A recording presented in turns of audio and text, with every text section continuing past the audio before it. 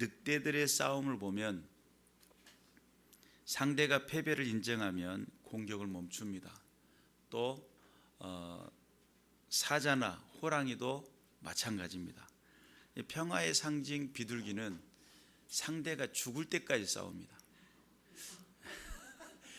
상상을 못했죠. 저도 준비하면서 깜짝 놀랐습니다. 비둘기가 그렇게 잔인할 줄은 꿈에도 몰랐죠. 인간 전쟁에도 그런 것이 있는 것 같아요. 그래서 지금까지 1차 대전과 2차 세계대전을 겪었는데 죽은 사람만 해도 대략 2천만 명 정도 이렇게 생각하고 있고, 우리가 6.25 전쟁을 겪었는데 죽은 사람이 95만 명 정도 달한다고 합니다. 6.25 전쟁이 시작하고 3년 동안 동족 상잔의 비극을 겪었습니다. 그리고 휴전 상태가 되고 올해가 70주년, 36년 일제 강점기를 통해서 수탈을 당하고 3년 동안 동족 상잔의 비극을 겪었어요. 그리고 나라는 피폐해질 대로 피폐해졌습니다. 그래서 세계에서 손꼽을 정도로 가난한 나라가 어디였냐면 대한민국이었습니다.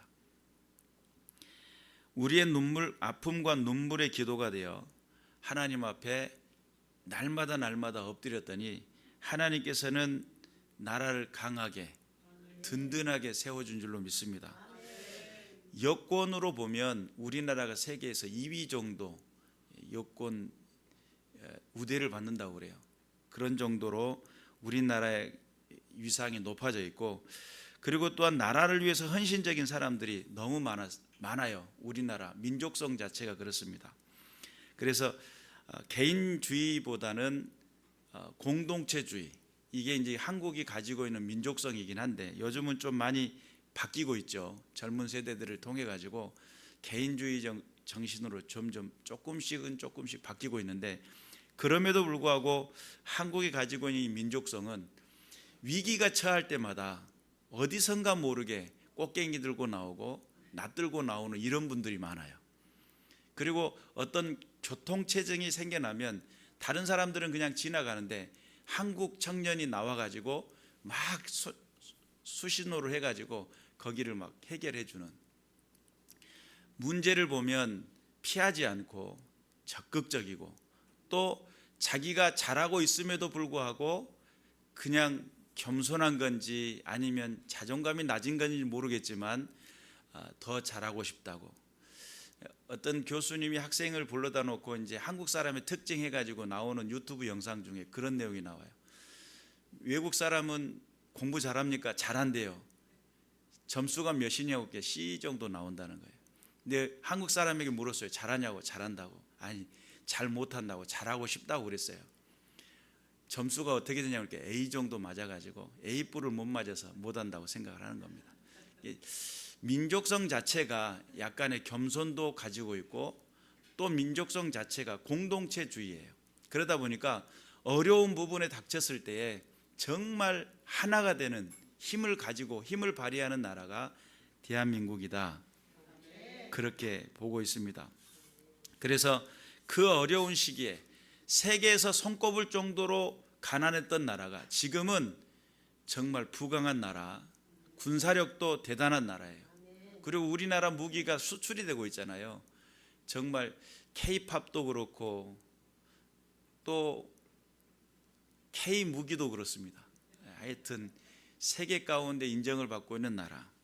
그런데 저 북녘 땅에는 지금 엄청난 아픔 또는 압박, 그들의 빼앗긴 자유, 그런 상황 속에서 지금 복음은 거기에서 자유를 얻지 못하고 있기 때문에 복음 전도자들이 잡히면 정말 정치범처럼 그렇게 반역자처럼 해가지고 엄청난 고통을 받고, 또한 거기서 이제 소모가 되는, 또 죽임을 당하는 그런 일들을 당하게 되는 모습 속에 있습니다.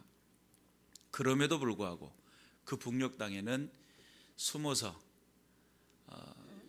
복음을 지키고 예수 이름 붙들고 기도하는 사람들. 근데 그분들이 기도를 하면서 그런답니다. 하나님, 저 남한에 있는 교회들을 세워주옵소서. 이런 기도를 한다는 거예요. 탈북민들이 그런 이야기 할 때마다 가슴이 미어져요. 우리가 과연 저 북녘 땅을 향해 품고 기도하는 기도는 얼마나 될까? 돌아볼 필요가 있겠죠. 지금 대한민국과 북한의 이 상황은 사상의 충돌이고, 민주주의냐 공산주의냐 이런 어떤 사상의 충돌이고, 크나큰 국제 정세의 흐름에서 군사적 요충지가 지금 우리가 있는 이 땅덩어리예요. 바다 쪽에서 올라오고 싶은 세력이 있고, 위에서 대륙에서 내려가고 싶은 세력이 있으며 서로 충돌하는 그 중간 지점에 있는 곳이 대한민국이에요. 그러니까 이스라엘 나라처럼, 이스라엘 나라도 군사적인 요충지거든요. 길목에 서 있다 보니까 애굽 쪽에서 올라가는, 또 유럽 쪽에서 내려오는 이 서로의 충돌되는 그 현상 속에 그 땅도 침략을 엄청나게 받았습니다. 대한민국, 지금 현재 우리 이 민족도 이스라엘만큼 침략을 받은 나라예요. 그러다 보니까 침략을 받아서인지는 모르겠지만 이스라엘도 IQ, 평균 IQ가 높습니다. 그리고 우리나라도 IQ가 높아요. 다른 나라에 비교해서. 그래서 머리는 좋죠. 국제 정세의 독특한 이 분단이라고 하는 이 상황 속에, 국제 정세 속에서 일어나고 있는 이득의 관계가 돼 있어서 지금 분단이 돼 있어요. 그래서 성경에서 나오는 다윗 시대의 상황은 조금 지금 우리의 분단과는 다릅니다. 그럼에도 불구하고 분단이라는 개념 속에, 분단이라는 그것만 보면 유사한 지점이 있기 때문에 오늘 이 본문의 말씀을 선택을 했습니다. 성경의 다윗의 시대는 어떠한가 라고 했을 때, 다윗의 가문과 사울의 가문의 다툼이에요. 사실은 크게 보면. 그리고 거기에서 왕위 쟁탈전이라고 하는 이 사건 때문에 지금 벌어지고 있는 상황이에요. 그래서 분단의 이유의 그 크기에 비교하면 우리 남한에 있는 남북 간의 분단과는 조금 다를 수 있습니다. 그럼에도 불구하고 이 분단이라는 것을 가지고 한번 생각을 해보았을 때, 지금 가문의 싸움인 것 같지만 정부가 세워졌어요. 이쪽 헤브론에서 시작된 정부, 또 마하나임에서 시작된 정부, 그래서 북이스라엘과 남유다로 갈라지게 된 상황인 거죠. 성경에서 블레셋과의 전투에서 사울은 전사를 하게 됩니다. 그리고 그의 아들, 유력한 왕위를 이어받을 수 있는 아들 요나단도 전사를 하게 됩니다. 그때 이스라엘에는 왕이 없는 상황이죠. 그때의 넬의 아들 아브넬이라고 하는 군사령관이 그때 사울의 네 번째 아들 이스보셋을 마하나임으로 데리고 가가지고 거기에서 왕을 삼아버립니다. 기름 붓고 왕위를 삼아버려요. 그런 상황 속에 지금 헤브론에서는 유다 지파 사람들이 모여가지고 다윗에게 기름을 붓고 너희는 우리 지파의 왕이다 이렇게 세웠어요. 그러니까 지금은 왕이 둘이 돼 있는 상황입니다.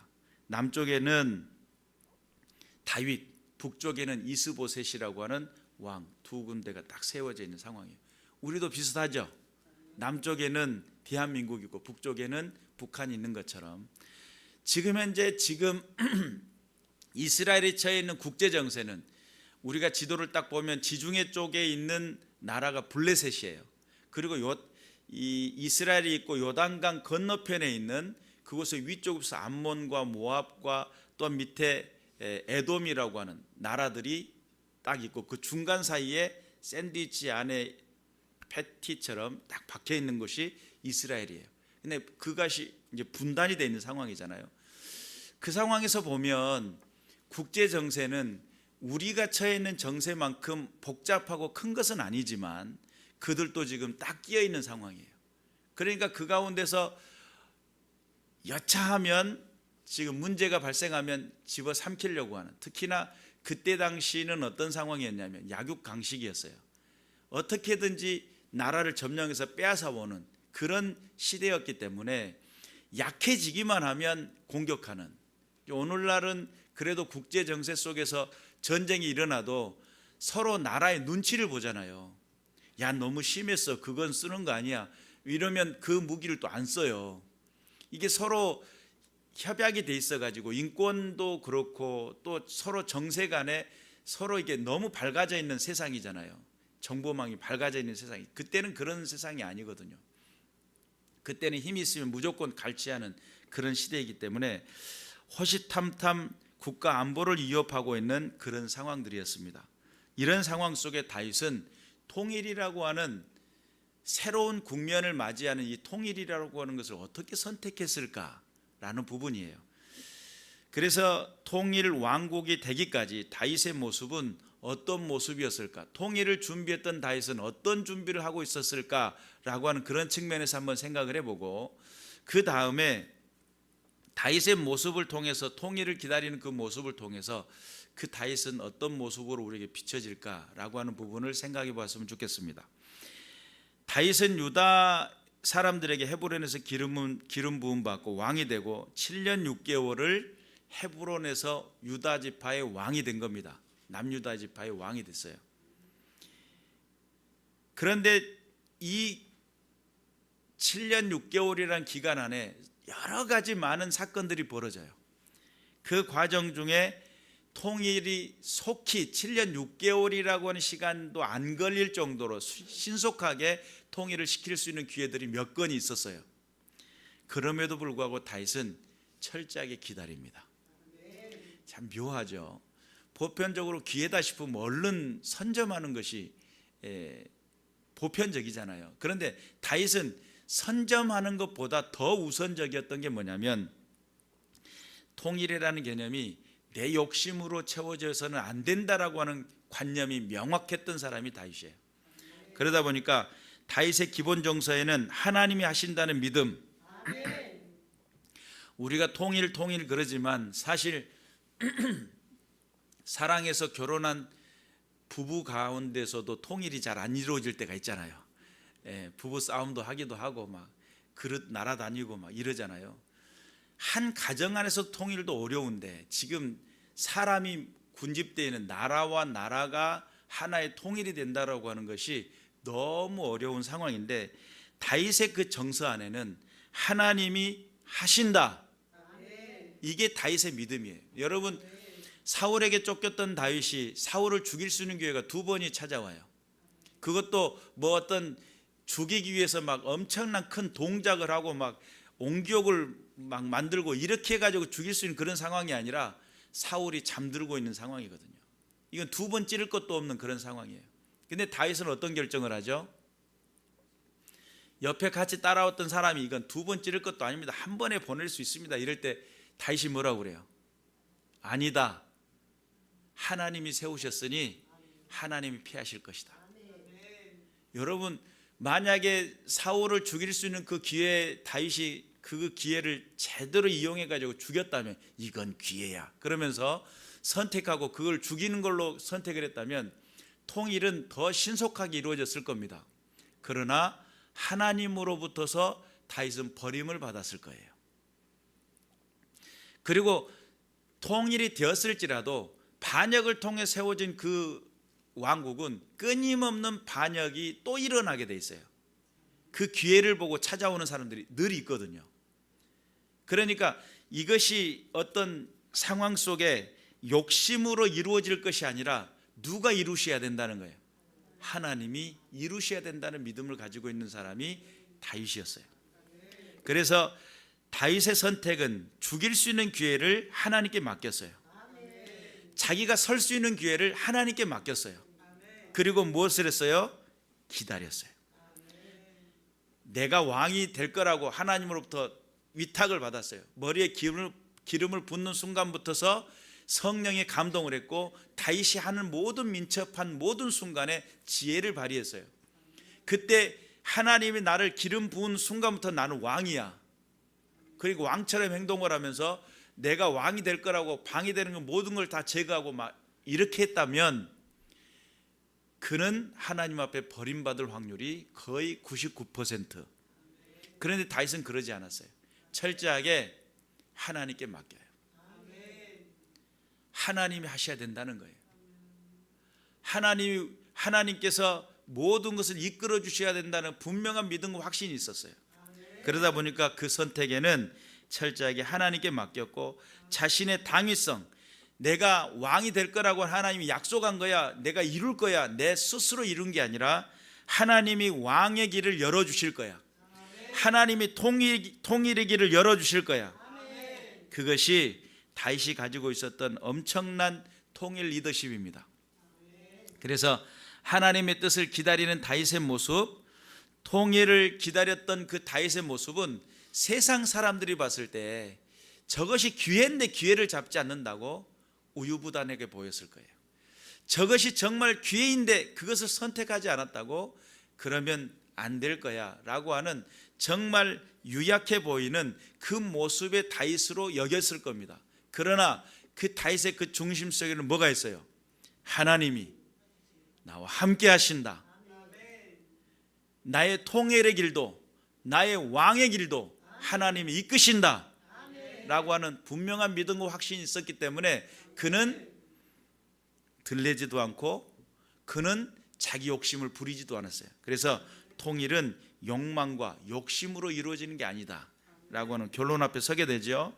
두 번째 생각할 수 있는 것은 그 기다림 속에 통일은 담합으로 이루어지는 것이 아니다라는 겁니다. 크고 작은 일들이 쭉 일어나면서 북이스라엘 쪽에서는 균열이 생기기 시작합니다. 그 분열의 그 중심 속에는 넬의 아들 아브넬이라고 하는 군 사령관이 사울의 첩을 범한 사건이 벌어지게 돼요. 그런데 사울의 첩을 범하고 되면 사실은 이스보셋 입장에서는 어머니잖아요. 넷째 아들이니까. 아무리 첩일지라도 어머니인데 어머니를 건드렸다는 것은 결국은 가족을 건든 거 아닙니까? 그래서 이스보셋이 참을 수가 없었어요. 당신 그러면 되냐고 막 호통을 쳤더니 아브넬이 하는 말이, 너 지금 왕위에 있는 것이 누구 덕인지 잊어버렸지, 내가 지금 어떤 사람인지 너 잊었지, 내가 누군지 잊었네. 그러면서 이경영처럼 싸다구를 돌려야 되는데, 그때 이제 아브넬이 화가 머리끝까지 났어요. 그래가지고 그때 무엇을 하게 되냐면 다윗을 찾아와요. 그리고 다윗에게 이스라엘을 넘겨주고자 하는 계획과 전략을 가지고 내려옵니다. 그때 이제 아브넬과 요압과 더불어 전쟁이 일어났었고, 요압의 동생을 아브넬이 죽인 사건이 전전 사건에 있었어요. 그리고 요압은 아브넬을 죽이고 싶어가지고 이놈 만나기만 하면 죽여야지 하고 있는 그런 차에 지금 아브넬은 하나의 큰 그림을 가지고 통일이라는 주제를 가지고 찾아온 거예요.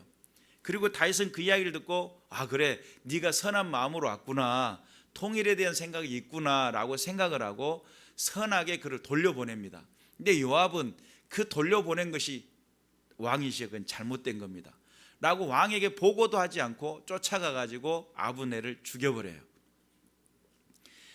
그 사건을 통해 가지고 다윗이 생각했을 때 아브넬은 그래도 선한 마음을 가지고 왔는데 그를 죽였다라고 하면서 요압을 막 호통을 치죠. 그리고 아브넬을 장사해줘요. 이 사건이 이스라엘 쪽에 들려요. 지금 엄청난 중요한 사건인데, 지금 어떻게 보면 통일이라고 하는 중요한 사안이 연결되고 열리려고 하는 그런 상황인데, 담합으로는 통일을 하나님께서 원치 않았고, 거기에는 서로의 이해관계가 얽히게 만들고 요압의 마음속에 동생 죽인 원수로 보게 만들어요. 결국은 이제 아브넬은 죽게 되고, 아브넬 군사령관이 죽게 되니까 지도부가 흔들렸잖아요. 그때의 군 지휘부 중에 장수 둘이 반역을 꾀합니다.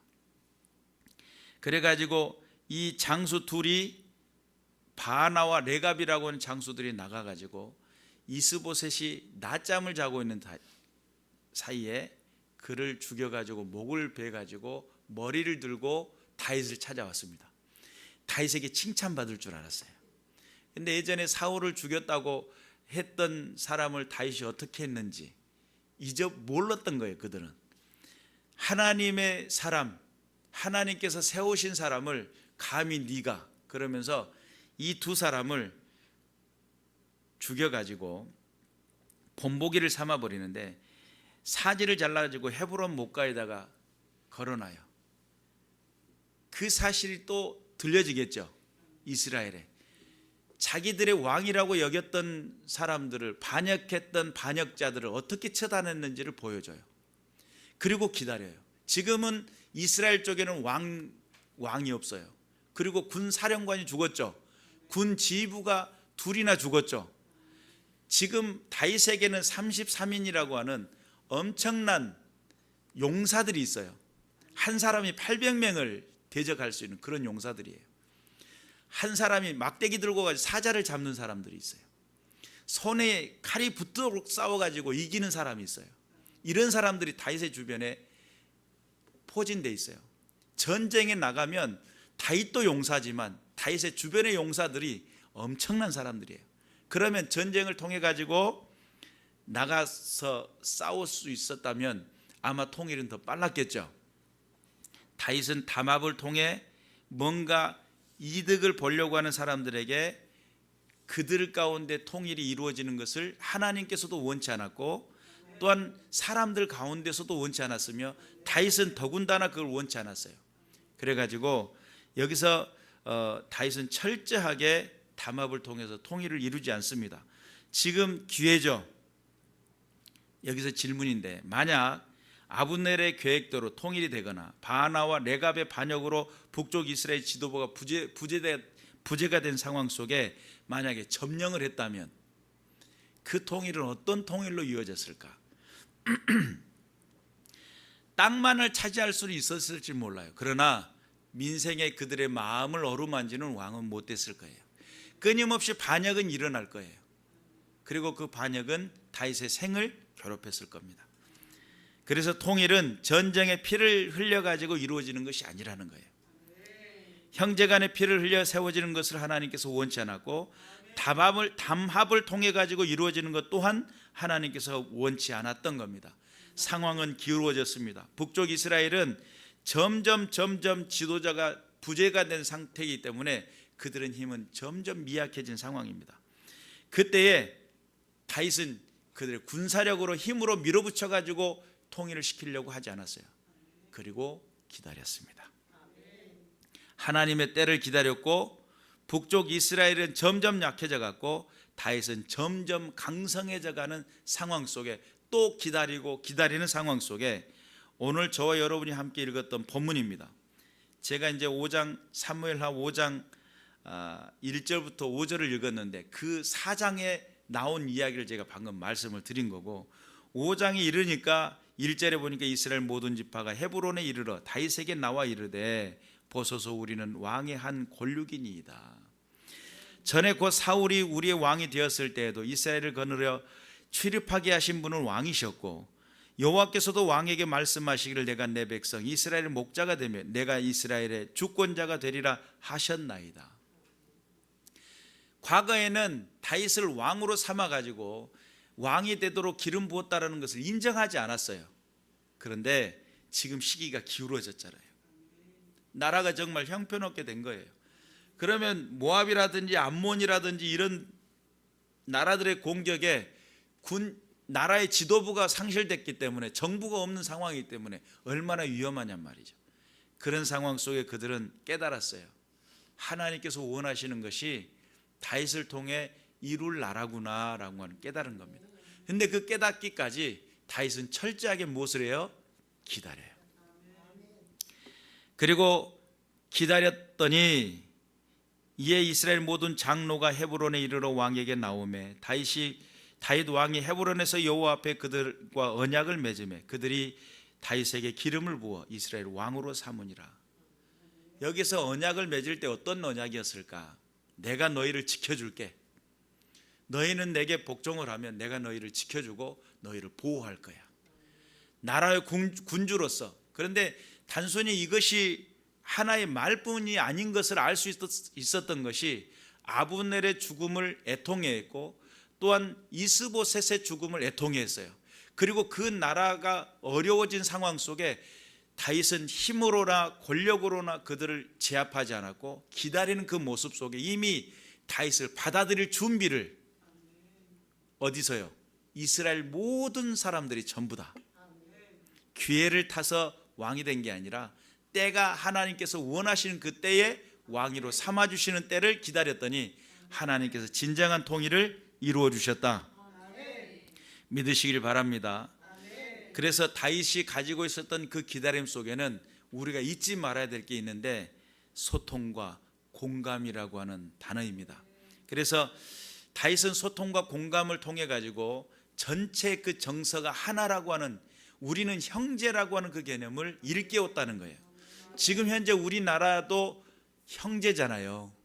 형제 나라잖아요. 사실은 지금 이 세계 유엔 가운데서는, 세계에서는 우리 나라도 독립된 나라도, 그 북한도 독립된 나라로 등록돼 있는 건 사실이지만 그럼에도 불구하고 우리는 형제란 말이에요. 그 형제에 대한 소통과 공감을 우리는 잊지 말아야 됩니다. 뭐 이제 대통령들마다 북한에 대한 어떤 대처하는 방법들이 약간씩 다르긴 했지만 그럼에도 불구하고 우리는 소통과 공감을 잊지 말아야 되고 그들의 어려움과 그 고통과 그 신음소리를 외면하지 말아야 된다는 사실을 잊지 말아야 될 줄로 믿습니다. 그래서 소통과 공감을 했던 다윗은 무엇을 했냐면 첫 번째가 하나님 앞에서의 기도하는 삶이었습니다. 잠언 3장 6절에 보니까 너는 범사에 그를 인정하라. 그리하면 내 길을 지도하시리라. 하나님 앞에 엎드려 기도했더니 하나님께서 길을 지도하시는 거예요. 지금 여기서 전쟁에 나갈까요? 지금 나가지 마라. 뽕나무 아래 숨어 있다가 그들의 발자국 소리가 나거든 나가라. 그것을 지도를 받고 나갔더니 승리할 수밖에 없어요. 다윗의 모든 전쟁은 승리할 수밖에 없었던 이유는 하나님을 의지했고 하나님을 인정해 드리는 삶. 하나님, 내가 이걸 소통이라는 것을 주께서도 원하시는 것이지만 내가 지금 여기서 나가서 할까요? 나는 형제의 피를 흘려서 통일되는 거 원치 않는다. 그 마음을 알았더니 기다렸더니 하나님과 소통했더니 사람과의 소통과 공감이 일어나더라는 거예요. 그들의 마음을 얻게 되는 일들이 일어나더라는 거죠.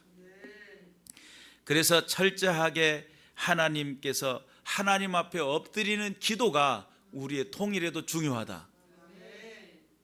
그래서 우리가 철저하게 기도하면 이 나라와 이 민족의 통일이 이루어지기 위해서 기도하는 기도가 멈추지 말아야 될 줄로 믿습니다. 그리고 또한 이 소통과 공감을 이루어 나가는 그 배경 속에는 공의와 정의라는 개념이 들어있어요. 공의라는 개념 속에 지금 우리가 다윗이 어떻게 공의를 알았을까라고 하는 개념이에요. 사실은 창세기에 아브라함을 부르실 때에 의와 공도를 행하게 하기 위해서 내가 아브라함을 불렀다는, 후손에게 의와 공도를 가르치게 하기 위해서 여호와의 도라고 하는 여호와의 길을 그들에게 보여주기를 위해서 불렀다는 거예요. 그래서 여기서 의와 공도라는 개념 속에 체다카와 미시파타인데 그것이 공의와 정의라는 개념이거든요. 공의라는 단어가 구약을 통해 가지고 신약에 이르는 관통하는 단어 중에 한 단어예요. 그런데 그 공의라는 개념을 어떻게 다윗이 알았느냐는 거예요. 단순합니다. 하나님 앞에 기도했더니 하나님의 마음을 품게 하셨고 하나님의 길을 보여주시는데 그게 공의로움이에요. 공평한 역사가 일어난 거예요. 그랬더니 이 공의와 정의가 하나의 배경이 되어 사람들의 마음을 만지기 시작했어요. 그 강한 자에게는 예를 들어 내가 강하고 약한 자가 있을 때 강한 자에게도 하나님은 공평하시고 약한 자에게도 공평하셔요. 그런데 약한 자에 공평하게 한다고 할 때 내가 지금 피해를 당했는데 이것을 똑같이 우리에게 대우해 주시고 강한 것은 꺾어서 낮추시고 약한 것은 채워서 높이시고, 이게 공의로움이에요. 공평하다는 뜻이거든요. 그러다 보니까 그런 측면에서 약한 자들에게는 얼마나 다윗이 자비롭게 보이겠어요. 정말 자애롭고 긍휼이 많고 강한 자에게서 무서워요. 내가 폭군이 되어서 야교 강식할 때 강식하고 있는 사람들에게서 무서운 왕이었을 것이고, 야교이라고 하는 약한 사람들에게서는 철저하게 다윗은 보호자가 되고 위로자가 되는 그런 모습 속에 다윗은 그들의 공감과 소통을 이루어 나가는 왕이었다는 거죠. 그런 측면에서 우리가 한번 생각해 볼 필요가 있습니다. 통일 어떻게 이룰 건가? 기도하면서 이루어야 됩니다. 소통과 공감을 이루어 나가는 측면에서 그들의 아픔을 끌어안고 우리가 기도할 때입니다. 70주년이라고 하는 이 주년 안에 사실은 성경적인 숫자죠. 새롭게 모든 것이 회복되는 70주년이에요. 우리가 한번 정말 새로운 하나님께서 일하시는 시기가 다가왔던 것 같아요. 지금 통일이라는 주제가 교단을 뛰어넘어 가지고 계속적으로 이야기되고 있어요. 이게 의식이 있고 깨어있고 세대 속에 하나님의 일들을 기대하는 사람들에게 통일의 주제는 하나의 기도의 주제고 한 마음이 되고자 하는 그런 마음들이라는 거죠. 그래서 지금 교단을 뛰어넘어서 통일의 협의체가 이루어졌어요. 6.25 사건이 일어나기 전에 3,000교 교회가 있었다고 그래요. 북한 쪽에가.